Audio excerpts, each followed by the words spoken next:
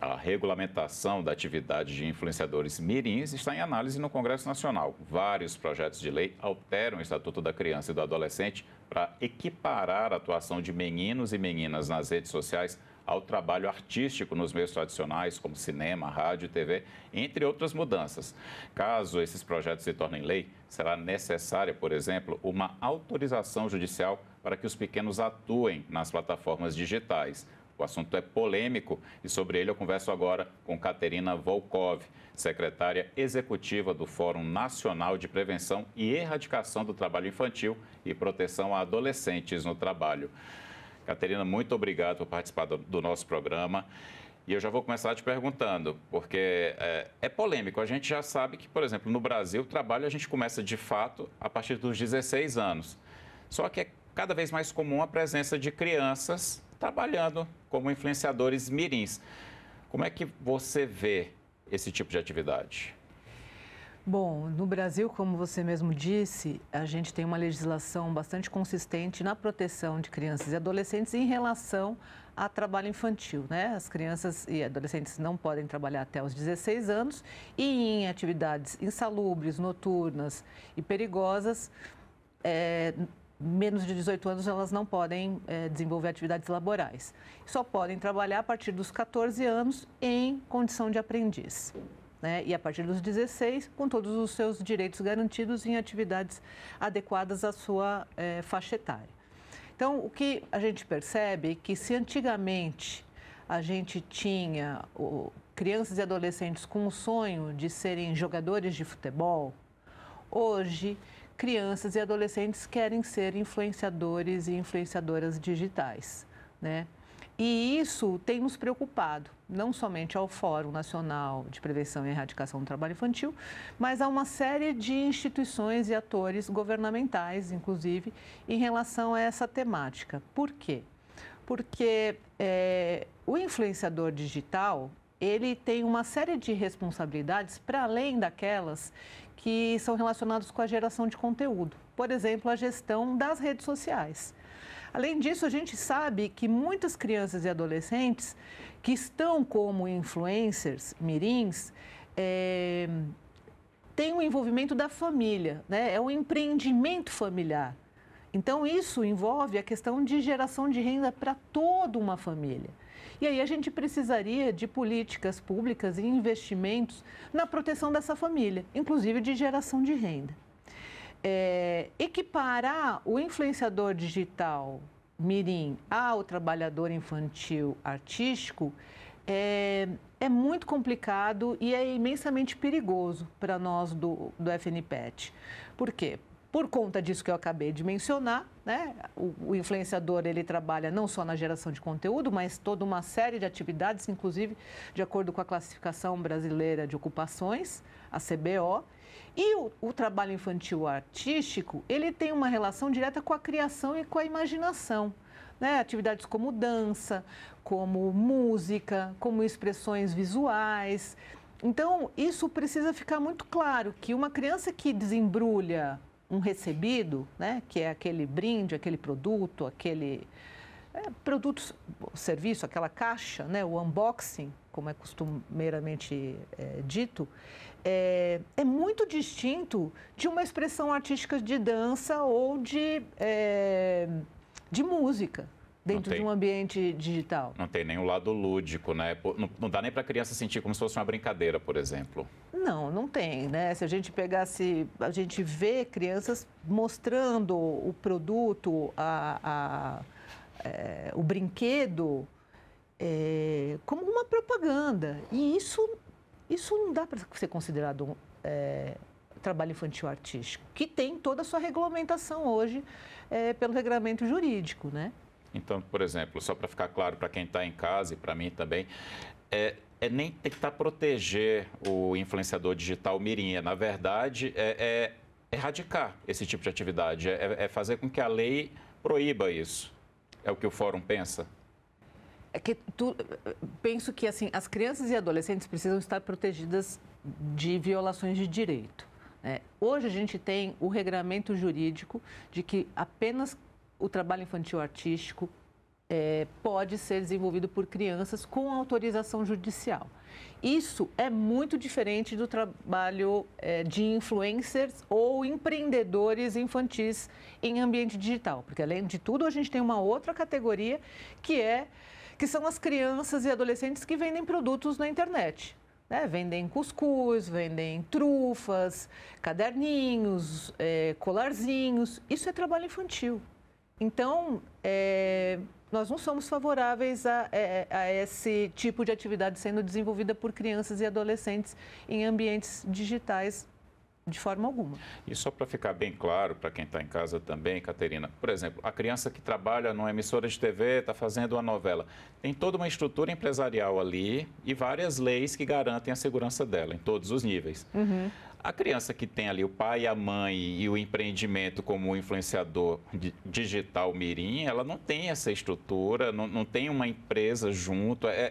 Existe toda uma exploração e ainda beneficiando as big techs, né? Porque é outro aspecto que a gente fala pouco. Queria que você elaborasse um pouco nesse sentido. Exatamente. Outra grande preocupação é quem é que ganha com essa exploração da imagem e da presença da criança e do adolescente nesse ambiente.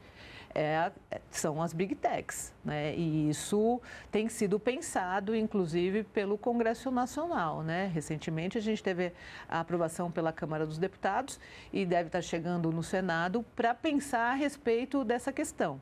Para além disso, a gente teve agora um grande avanço com o ECA Digital, que já responsabiliza as plataformas digitais nessa perspectiva de violações de direito de crianças e adolescentes nesses espaços. Então, de fato, é um tema recente, né? A sociedade está se debruçando, as instituições de promoção e defesa dos direitos da criança têm pensado e refletido sobre a questão, porque é tudo muito novo. Se a gente for pensar que o crescimento de crianças e adolescentes nesses ambientes, né, o uso e o acesso é algo que vem num crescente, principalmente a partir da pandemia, porque aí a gente tem que lembrar que, na época da pandemia, o que aconteceu? As crianças e adolescentes começaram a estudar por meio dos seus celulares. Aliás, elas não tinham nem celular. Tinham famílias que tinham um celular para 3 filhos para poderem estudar. E aí isso vem num crescente. O Brasil é um dos países com crianças e adolescentes com maior acesso a esse conteúdo digital. E a vida ficou muito mais digital depois da pandemia, muito mais, muito mais. Então, você percebe que a gente vem... a cada nova tecnologia que aparece, novos problemas sociais também acontecem. Ainda que é importante, a gente não pode dizer que o conteúdo que existe dentro da internet seja de todo ruim. Ele tem informações importantíssimas. Né? Na nossa época, eu vou falar na nossa época, mas na nossa época, como que a gente fazia pesquisa? Enciclopédia, né? A gente ia para a biblioteca, acessava as enciclopédias, ou uma família que tivesse algum recurso pagava para comprar uma enciclopédia, uma Barça, uma Britânica, enfim. Hoje está no nível de um clique. Então, isso é muito interessante. Mas, ao mesmo tempo, nem tudo que existe na internet é conhecimento. Tanto é que a gente observou a questão das fake news, né? Então, são muitas camadas de cuidado que a gente precisa ter com esse público que está em desenvolvimento. Vamos falar um pouquinho disso especificamente, desses perigos, né, de deixar a coisa descontrolada, o acesso descontrolado?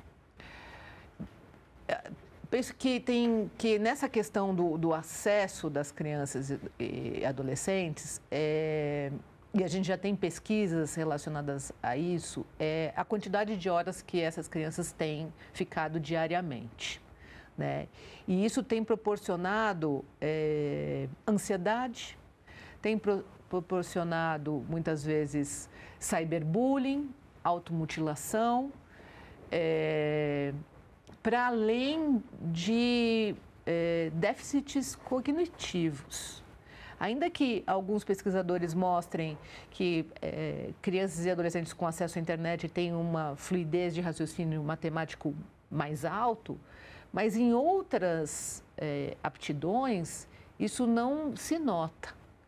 Então, a gente tem questões de aprendizagem, né, envolvidas, os riscos sociais e de saúde mental, porque a gente tem um número crescente de exploração sexual nesses ambientes, né, de chantagens em relação a crianças e adolescentes. Enfim, a Polícia Federal tem feito um trabalho muito interessante em relação ao combate desses crimes. O próprio ECA Digital traz também um contorno nessa situação, mas...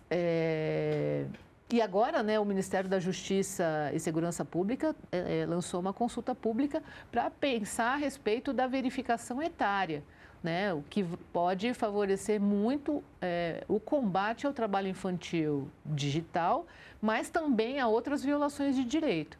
Então, os riscos são vários, né, de saúde física e mental, né, seja por automutilação, seja por ideação suicida, mas também esses transtornos de agressividade e de ansiedade que tem acometido esse público, né? Você falou no início, e a gente está pontuando um pouquinho essa mudança cultural que os avanços tecnológicos sempre trazem, né? E as redes sociais trouxeram essa mudança em que a criança, por exemplo, deixa de sonhar com uma profissão lúdica e passa a sonhar em se tornar influenciadora, influencer, como eles falam, né? Como a gente consegue mudar essa cultura que está se enraizando na geração Z e nas gerações posteriores? É uma pergunta muito importante essa, mas eu não sei se a gente consegue mudar. A palavra eu não sei se seria mudar. Talvez a gente consiga fazer uma educação e uma sensibilização, porque se a gente for pensar que a temática do trabalho infantil, ela é uma constante, né? O Fórum Nacional de Prevenção e Erradicação do Trabalho Infantil tem 30 anos de atuação.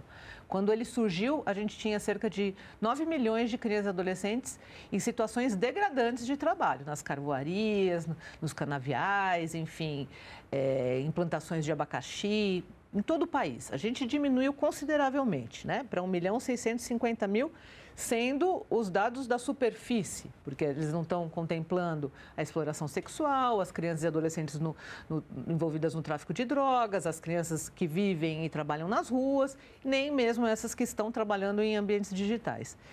Então, o número é maior. Nessa perspectiva, quando a gente vê que o trabalho ele é valorado na sociedade como algo positivo, porque o trabalho ele é valorizado, né? E não é de agora, já faz alguns séculos, fica muito mais difícil a gente conseguir fazer o enfrentamento, por exemplo, ao trabalho infantil, né? A gente escuta muitos mitos.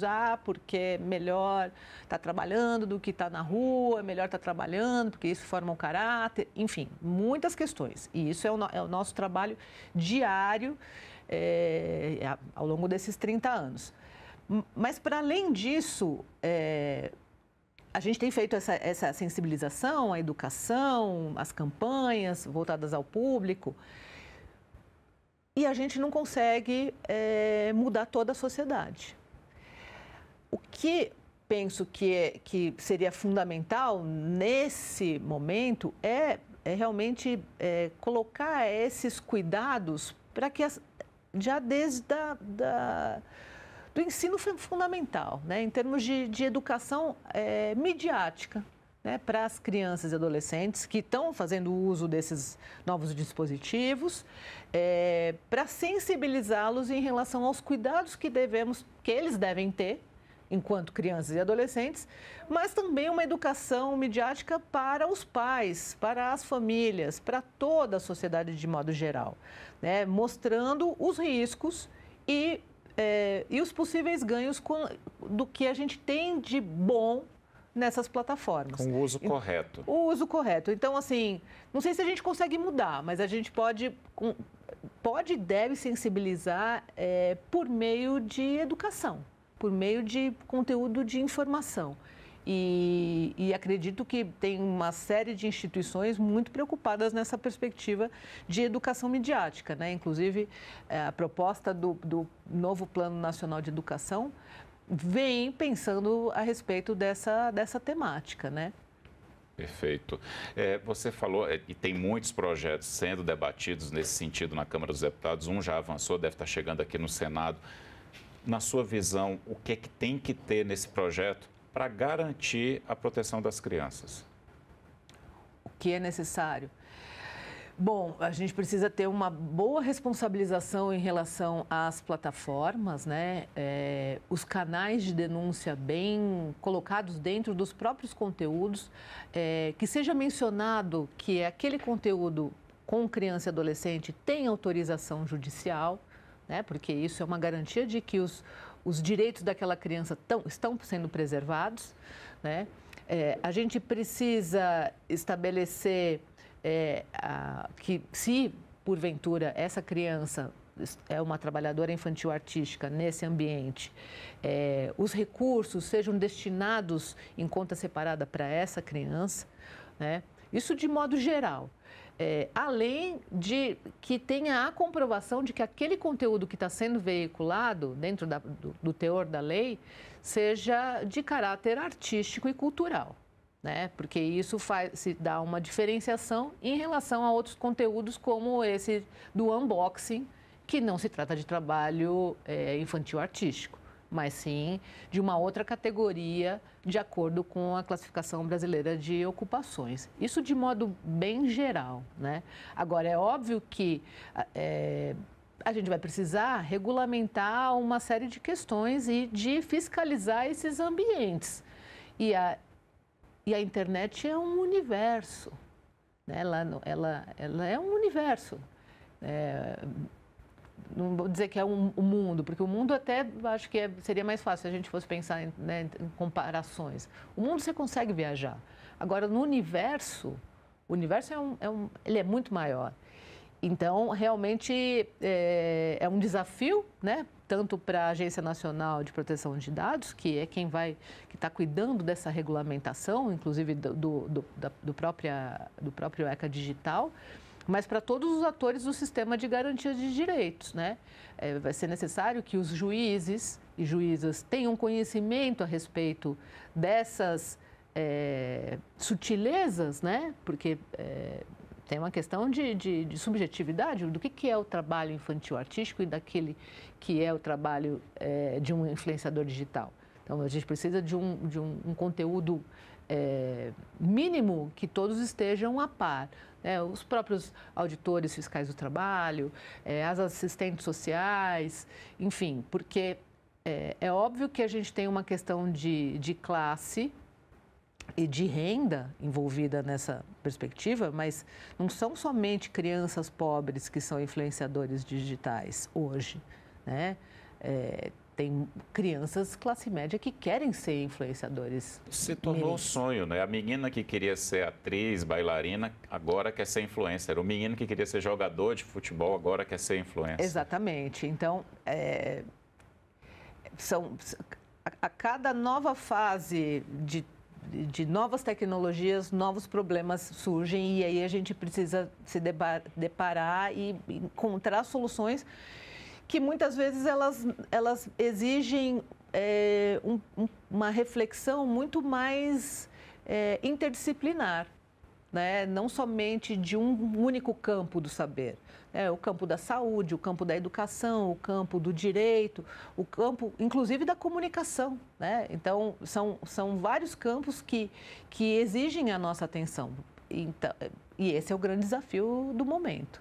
Eu tenho que reforçar isso. A gente está falando da questão de proteger as poucas crianças que vão poder trabalhar e dentro desse espaço da manifestação artística, mas o lugar de criança é na escola. Lugar de criança é também na escola. Eu estava pensando nesses dias, né? Porque a gente sempre diz assim, o lugar de criança é na escola, mas existe um direito à cidade.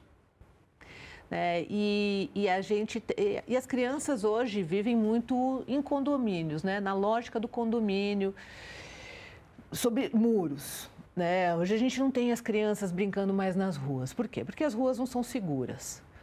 Mas a criança tem o direito de poder brincar na rua, se a rua é segura. Ela não pode trabalhar naquele espaço, né? Então, o lugar da criança é na brincadeira, é no lazer, é na biblioteca, é na arte, é na cultura, é também na escola, porque se a gente coloca que a criança só pode ficar dentro da escola, a escola acaba se tornando uma prisão.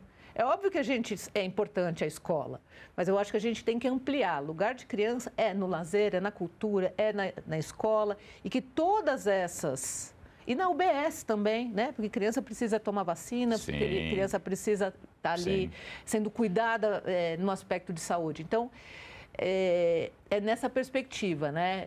Ocupando os espaços adequados a ela. Exatamente, com a devida proteção, com a devida segurança. Então, é nessa linha que a gente precisa refletir. E aí, todas as políticas e os investimentos todos devem ser prioritários. Algo que não somente o Fórum, mas uma série de organizações vem apontando a questão orçamentária nas políticas públicas de proteção das crianças e adolescentes. E aí, nesse caso, a gente precisa realmente apontar a necessidade de investimentos nas políticas para crianças acima de 6 anos de idade e de adolescentes. Por quê? Porque hoje a gente tem visto uma grande ênfase na primeira infância, o que é muito importante, é muito salutar. Mas, para além dos 0 aos 6 anos, a gente tem todo um público que é compreendido nessa faixa etária, de crianças até os 18 anos incompletos, que merecem os investimentos. Porque senão a gente vai ficar destinando a política pública da socioeducação para os adolescentes.